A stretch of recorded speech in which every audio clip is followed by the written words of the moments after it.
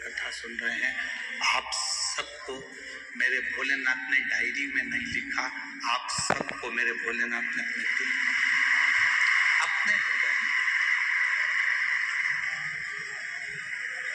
उसको डायरी में लिखने का समय नहीं है। जो मुख से एक बार भगवान शिव का नाम ले लेता है, जो मुख से एक बार श्री शिवाय नमस्तुभ्यम कह लेता है, जो मुख से पंचाक्षर मंत्र नमः शिवाय कह लेता है, जो मुख से षडाक्षर मंत्र ओम नमः शिवाय कह लेता है, वो भगवान के दिल की डायरी में नोट हो जाता है, वो लिख लिया जाता है।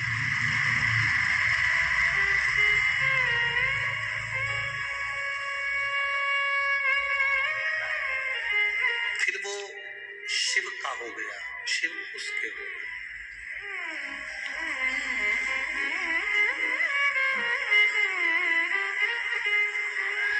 दुनिया में किसी का होना सरल है। शिव महापुराण की कथा कहती है, दुनिया में किसी का होना सरल है। आप किसी के हो सकते हैं। आपने कह दिया मैं तो तुम्हारा हूं, मैं तो उनका हूं, मैं तो उनका हूं, मैं तो उनका हूं। दुनिया में किसी का होना सरल है, पर शिव महापुराण की कथा कहती है दुनिया में किसी को अपना बनाना कठिन है, वो बहुत कठिन है। अब आपने करा क्या? ये शिव महापुराण के माध्यम से आप क्या कर रहे हो? शिव महापुराण के माध्यम से आप देवाधिदेव महादेव को अपना बना रहे हो, भगवान शिव को अपना बना। भगवान ओगड़दानी को आप अपना बनाने का प्रयास करें। एक शिव महापुराण में कामदेश के राजा का बड़ा सुंदर चरित्र कहा गया।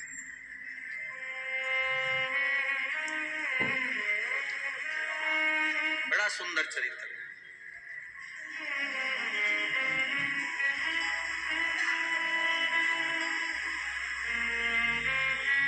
कामदेव का राजा था, शिव महापुराण में उसका नाम आता है सुदक्षण।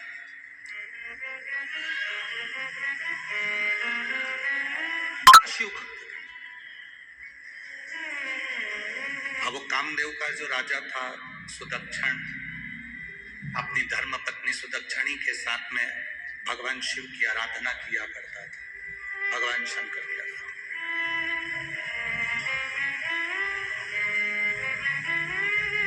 उसका एक नियम सबसे ज्यादा प्रबल था, सबसे भारी उसका एक नियम था कि वो कोई उसके दरवाजे पर, अगर राजा के दरवाजे पर कोई न्याय मांगने आता था या कोई भिक्षा मांगने आता था या उसके दरवाजे पर कुछ मांगने आता था, तो पहले वो सुदक्षण उससे 108 बार भगवान शंकर का नाम मुख से निकलवाता था। कल आपको कथा में कहा था, डीले कम कर दे बाबू, कल आपको कथा में कहा था कि कोई आपके दरवाजे पर मेहमान आया, आपके दरवाजे पर कोई अतिथि आया, आपने उसको चाय पिलाई, मेहमान को भोजन कराया, ठंडा मीठा जो भी खिलाना था खिलाया। बाद में वो मेहमान खा पी कर सोकर आराम कर 2 दिन में 3 दिन में चला गया, पर उस मेहमान ने आपके घर में जाकर शिवालय का दर्शन नहीं किया, तो उस मेहमान का आना बेकार है और आपका मेहमान के प्रति जो रुझान है वो भी बेकार।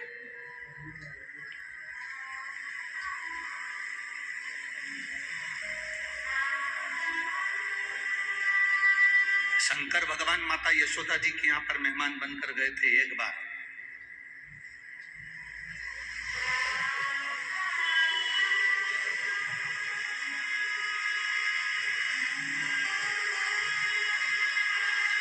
वो कहे श्री कृष्ण के दर्शन करने चले सदा शिव को, गली गली में शोर मचाए चले सदा शिव। क्या मांगने के लिए गए? भगवान कृष्ण का दर्शन। मेहमान आए और तुम्हारे दरवाजे पर आकर के कि हमें भगवान का दर्शन करा दो, तो समझ लो कि मेहमान भी सार्थक है और तुम्हारा घर भी सार्थक है, ये दोनों सार्थक है। और खाया पिया चल दिया।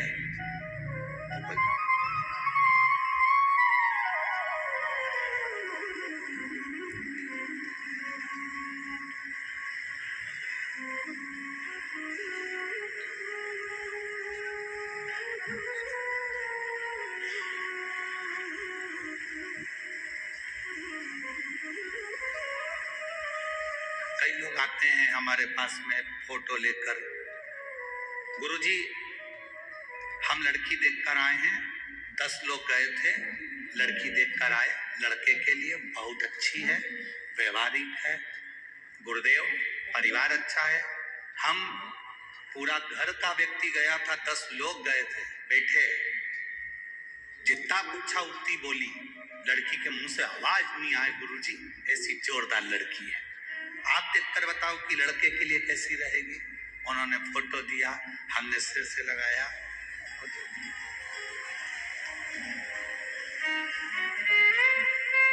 10 लोग गए, एक शब्द नहीं बोली, गुरुजी इतनी सुशील लड़की है। हमने कहा अभी नहीं बोली है, जब वो बोलेगी तो तू भी डोलेगी। अभी काहे बोलेगी? अभी तो शादी ब्याह करना है, उसको भी मालूम है कि संबंध करना है तो थोड़ा मुख को दबा कर रखना पड़ेगा, कम बोलना पड़ेगा।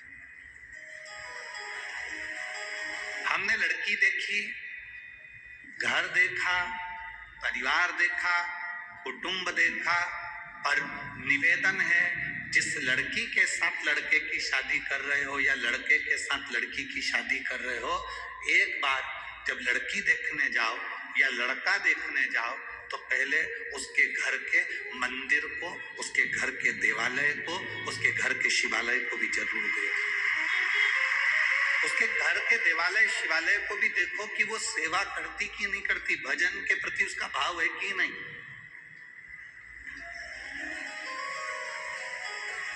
भगवान के प्रति उसकी भक्ति है कि नहीं।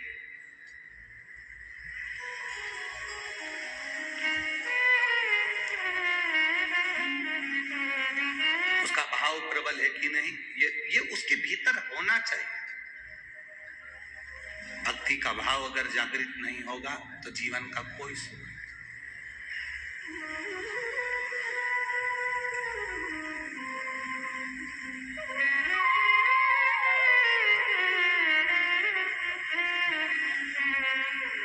महाराज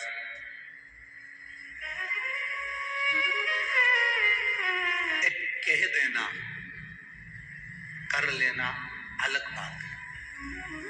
सास बहू से कहे कि तू ये सोमवार का व्रत कर ले, पशुपति व्रत कर ले, सास के कहने पर बहू करे, वो एक अलग बात है। बहू के अंदर पशुपति व्रत के प्रति भाव जागृत हो जाए और जब वो व्रत करे वो एक अलग बात है, फिर महादेव सुनता ही है। फिर महादेव सुनेगा, ये पक्का है। फिर महादेव श्रवण करेगा, ये निश्चित है।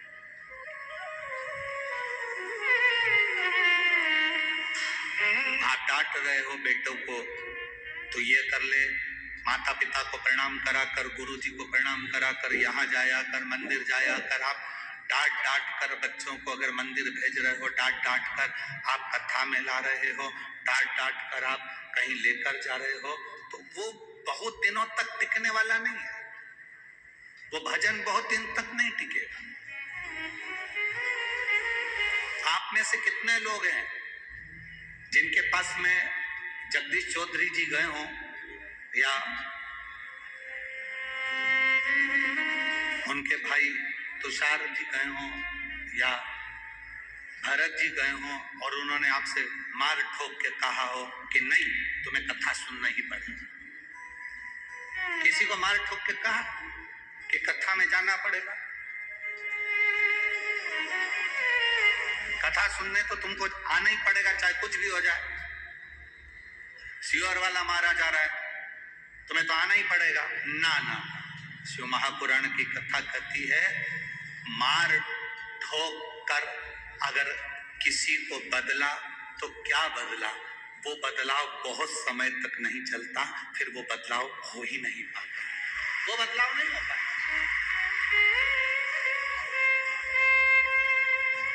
भय दिखाकर, डर दिखाकर किसी को बदला तो वो बदलाव नहीं होगा।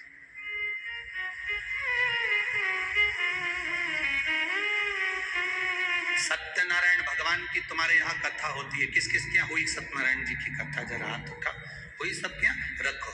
सत्यनारायण जी की कथा होती है तो सत्यनारायण भगवान की लोग कथा सुनने के लिए नहीं आते, उसकी शुरू में पूजन होती है उसमें नहीं आते। सत्यनारायण की कथा में लोग कब पहुंचते हैं? जम के बोलो जरा, जब प्रसाद मिलता है। क्योंकि सत्यनारायण की कथा में लिखा है राजा ने प्रसाद का अपमान कर दिया था, इसलिए राजा का राजपाट समाप्त हो गया था। फिर लिखा उसने सत्यनारायण भगवान के प्रसाद का अपमान कर दिया था तो वो राजा के साथ में ये दुख हुआ। फिर लिखा उसके यहाँ ऐसा हुआ तो उसने भगवान का अपमान कर दिया, इसलिए उसको ये तकलीफ हुई।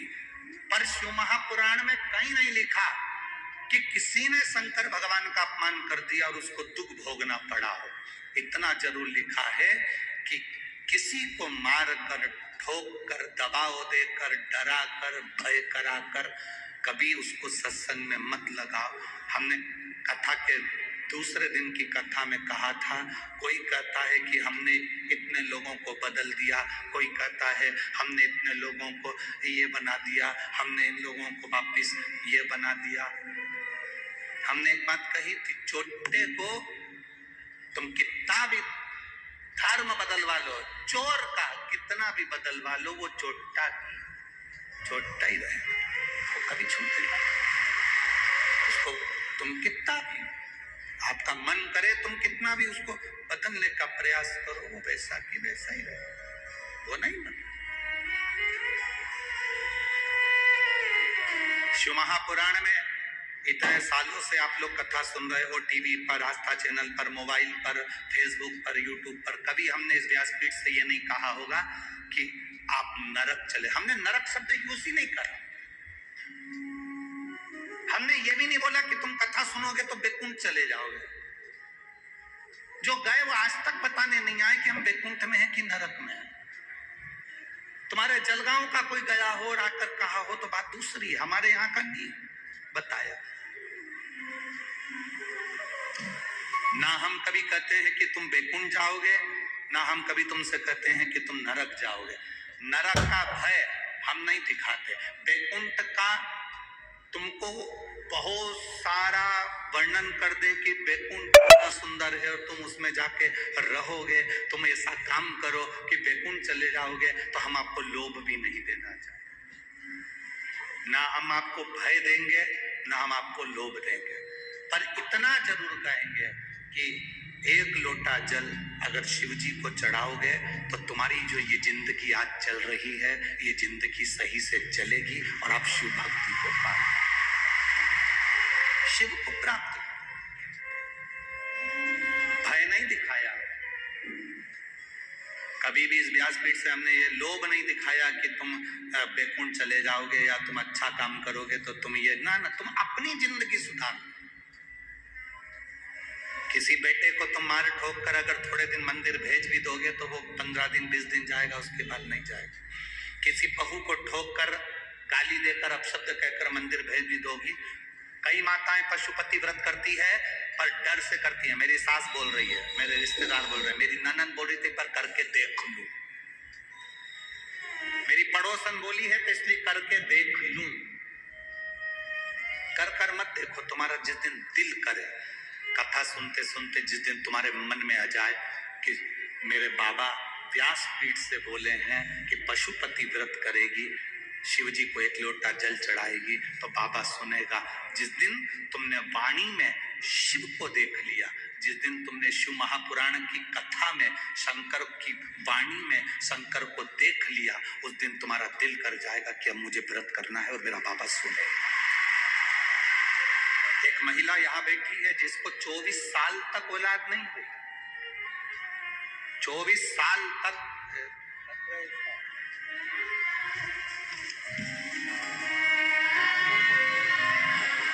मैं वैशाली जगदीश पाटिल, जगदीश गुलाबराव पाटिल, गांव दहीवद, तहसील सिरपुर, जिला धुलिया। बाबा कहीं बैठी हैं क्या? कहीं बैठी हो तो हाथ हिला सकती हैं। अगर कहीं बैठी हो तो हाथ हिला सकती हैं। मैं वैशाली जगदीश पाटिल, पत्र आप लोग टीवी पर पढ़ सकते हैं। मैं वैशाली जगदीश पाटिल, जगदीश गुलाबराव पाटिल, गांव दहीवद, तहसील सिरपुर, जिला धुलिया। गुरुजी, मेरे भोले बाबा का मैं क्या गुणगान करूं? हमारी शादी को 24 साल हो गए थे। कहीं बैठी हो तो हाथ हिला सकती है। बच्चा लाई है क्या साथ में? लाइए बच्चे को, लिया।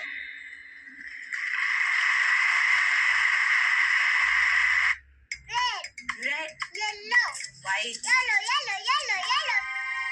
बच्चे की कोई गलती नहीं, ब्लीच से धुला यानी डलनेस और डैमेज। नया वैनिश क्रिस्टल व्हाइट रखे व्हाइट्स को नए जैसा 50 वॉशेस के बाद। Vanish crystal white. गुरुदेव, 24 साल शादी को हो गए थे, फिर भी संतान का सुख नहीं था।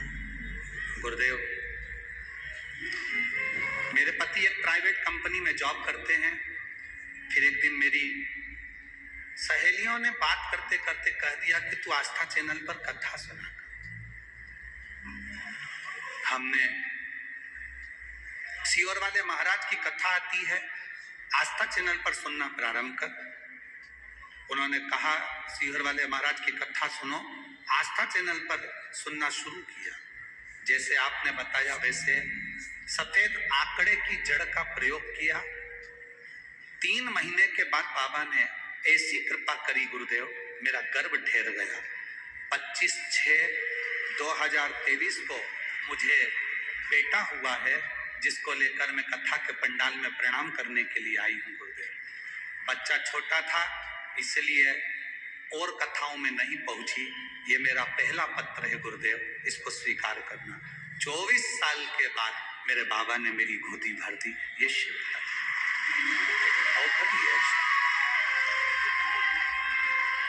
ये शिव,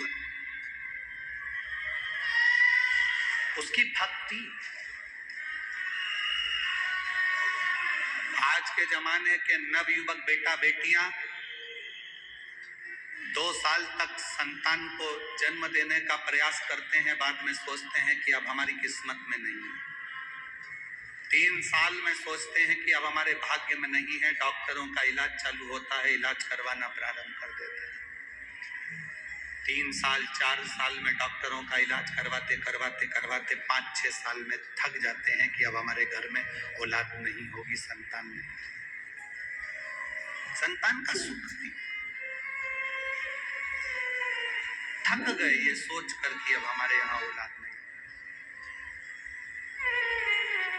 आप में से कई माताएं ऐसी बैठी होंगी जो 4 साल बाद भी अगर संतान हुई होगी तो बड़ा सोचा होगा भगवान ने दे दी। 5 साल बाद भी संतान हुई हो तो विचार आया होगा भगवान ने दे दी। कितने साल आस लगाओगे आप संतान के लिए? मेरी माता यहाँ बैठी हैं, मेरी जीजी यहाँ बैठी हैं। ईमानदारी से बोलना, संतान के लिए कितने साल आस लगाओगे? 2 साल में हो जाए, 3 साल में हो जाए, 4 साल में हो जाए, 5 साल में हो जाए, 6 साल में हो जाए, 7 साल में हो जाए, 8 साल में हो जाए, 9 साल में हो जाए, 10 साल में हो जाए। 10 साल के बाद कोई आस लगाएगा क्या कि औलाद हो जाएगी? अरे बोलो तो जमते। 10 साल के बाद शादी के 10 साल निकल गए, उसके बाद कोई आस लगाएगा कि अब संतान हो सकती? फिर भी मन नहीं माना। देवी देवता सारी दुनिया में धोख लगाए प्रणाम करा, दंडवत करा, साष्टांग करा, कहीं से 12 साल निकल जाए, 13 साल निकल जाए, पर जिसके 20 साल निकल गए हो फिर क्या आस लगाओगे? और 20 साल के बाद भी 24 साल हो गए हो,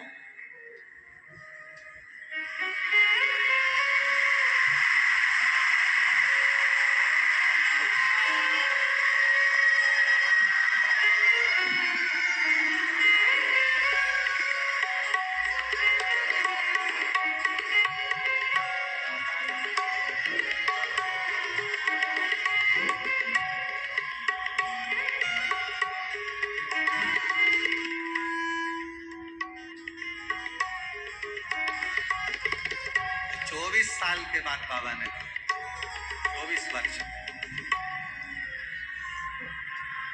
एक जब सब जगह से आस समाप्त हो जाए, सब दूर से जब थक जाओ, सब अपने विश्वास से मत थक, अपने भरोसे से मत थक, अपनी दृढ़ता से मत थक। भरोसा नहीं टूटना चाहिए तुम्हारा, विश्वास नहीं छूटना चाहिए। इस व्यासपीठ ने ना तो कभी आपको डराया कि आप नरक चले जाओगे, इस व्यासपीठ ने ना कभी आपसे कहा कि आप मरने के बाद वैकुंठ चले जाओगे।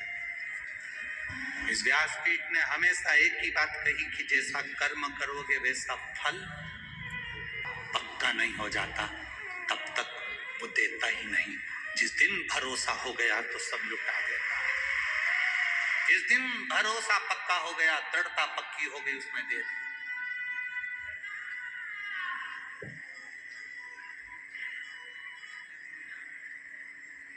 पहली कथा है जलगांव की, जिसमें 2 बोरी भराकर पत्र आ चुके हैं। आज चौथे दिन की कथा तक 2 बोरी पत्र।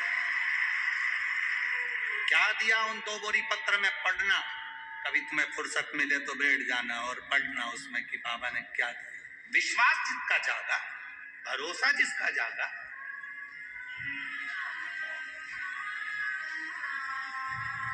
मार मार कर कहा जा रहा है पशुपति व्रत कर ले, सोमवार को लोटा भर के जल चढ़ाया कर, शिव जी के मंदिर जाया कर। अंदर से प्रेम ही नहीं,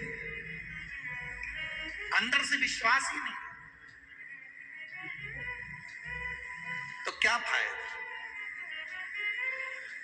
पर मेरा विश्वास करता है, इस व्यासपीठ से हमारा विश्वास करता है, आप जो लाखों की संख्या में कथा सुनने के लिए आए हो, टीवी पर, आस्था चैनल पर इतने चैनल आते हैं, सारे चैनल छोड़कर 2 बजती है और आप कथा के लिए इतने आतुर हो जाते हो कि टीवी आंख खोलकर, मोबाइल खोलकर ऑफिस में बैठ जाते हो। ये हमारा विश्वास करता है कि आपके अंदर विश्वास जागा है।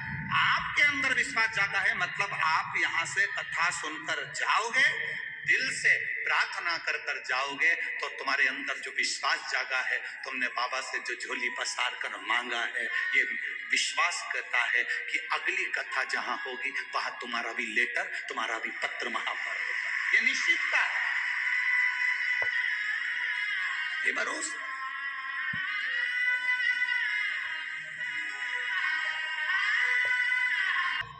बच्चे गुस्से में लाल हो जाते हैं। ये गुस्सा आया कहां से? तुम्हारे पास से।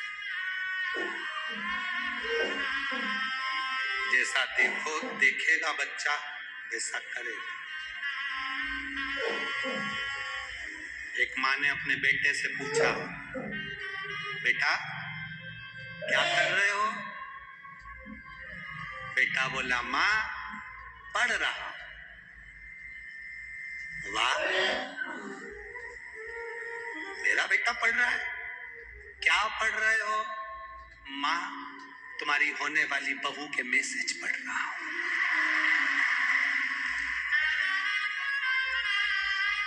माँ धन धना के थप्पड़ लगाए। मैं समझी कि तू पढ़ाई कर रहा है, तू ये पढ़ रहा है। ध्यान दे, हम सोच रहे हैं कि ठीक है, ना ना, थोड़ा सा पाठ्यक्रम में हमारे भी रामायण, गीता, महाभारत के कुछ संवाद हमारे भारत की पाठ्य किताबों में, पाठ्य पुस्तकों में होना चाहिए, जिससे आने वाली पीढ़ी हमारी सनातन धर्म की ओर प्रखर होती चले। तुम खा रहे हो और बच्चों से आस लगा कर बैठे हो, ये मदिरा नहीं पिएगा, ये गुटखा नहीं खाएगा, ये बीड़ी बिंडल नहीं पिएगा, तो तुम्हें देखकर वो जरूर पिएगा। पहले तुम्हें छोड़ना होगा, तब वो छोड़ेगा। तुम छोड़ नहीं रहे और आस लगा कर बैठे हो, मेरा बेटा राम बनेगा, मेरा बेटा राम बनेगा। तुम रावण जैसा चरित्र कर रहे हो। सुबह से घर में आए, गुस्सा इतना तेज, क्रोध इतना तेज, चिड़चिड़ चिड़चिड़। कई माताएं छोटे छोटे बच्चों को लेकर आती हैं, हमारे को गुरुजी बच्चे को आशीर्वाद दे, तो खूब चिड़चिड़ करता, खूब गुस्सा करता। कितने साल का? 2.5 साल का, 3 साल का, 5 साल का बच्चा इतना चिड़चिड़, इतना क्रोध, इतना गुस्सा कि सामान उठा के फेंक दे। इसमें लक्षण आए कहां से? ये लक्षण किसी दूसरे के नहीं है। एक जगदम्बा तेरे हैं और दूसरे तेरे भेरों के हैं।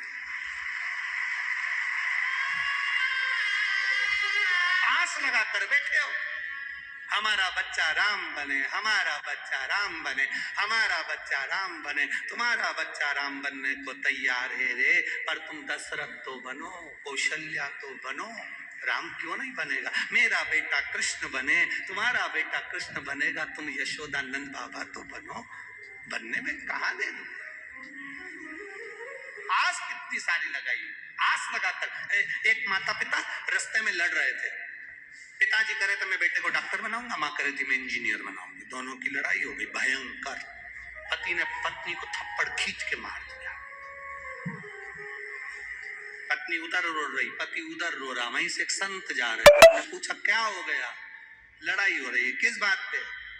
पति बोला मैं बेटे को डॉक्टर बनाऊंगा, पत्नी कह रही मैं इंजीनियर बनाऊंगी। संत ने कहा बेटे को बुलाओ, अपन अब भी पूछ लेते हैं। पति पत्नी दोनों बोले अभी तो वो पैदा ही नहीं हुआ, अभी पैदा नहीं, अभी हुआ ही नहीं है। अब जरा विचार करिए, जो पैदा ही नहीं हुआ उसके लिए कितना सोचना पड़ रहा है।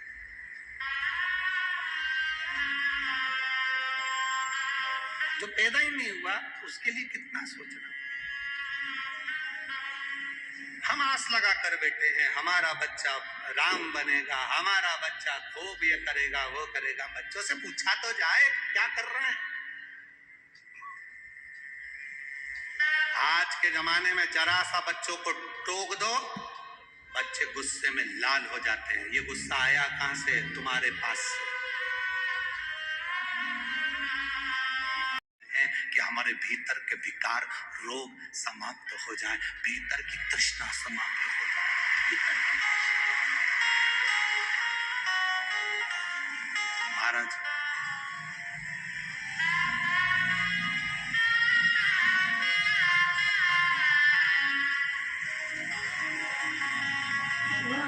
अरे भोले बिन चैन पड़े कैसे दिन कट जाए, रात कटे कैसे। भोले बिन चैन पड़े कैसे दिन कट जाए।